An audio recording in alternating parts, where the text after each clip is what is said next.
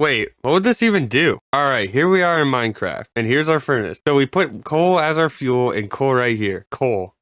Well, that makes sense. So I made a lot of Minecraft recipes that just make sense. So let's get into this. First, we got this. So if we take 9 grass and put it all on the crafting table, then we have a block of grass. This is a curse, but it does make sense. Steve?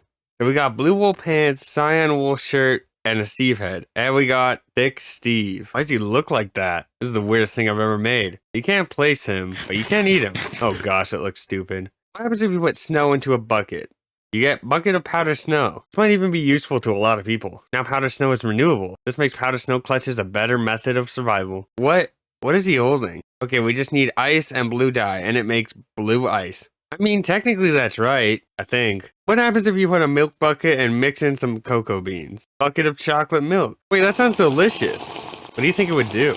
This recipe is perfect for when you want to lie to everyone. You take an iron ingot, then you dye it with yellow dye, and boom. Gold ingot, probably. What happens if you put a sapling in the furnace? I think we just killed it. Block of wool. This is so useless. Have you ever wanted your ore back? Well, if you surround your material with stone, you can create the ore again. This works for every single one. Gold ore, iron ore, coal ore, even works with deep slate. This makes sense. Dang, I made too many buttons.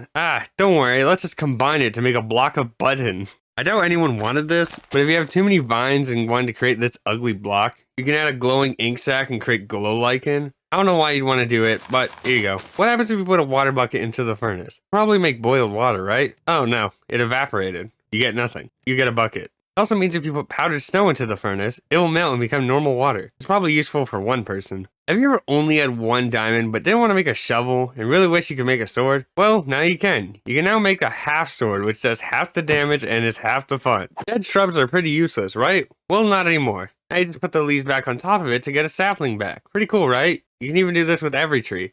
Birch, spruce, dark oak, acacia, jungle, you name it. Might be useful, right? You can also make dark oak saplings by just dyeing the oak sapling with black dye. Pretty neat, probably. What happens if you surround obsidian with gas tears? That's right, you make crying obsidian. This recipe is actually really useful. If you don't want to summon the wither normally, you can always create the spawner in the crafting table to get a smaller pocket wither. No, you can't actually summon anything, but you know what you can do? You can eat it.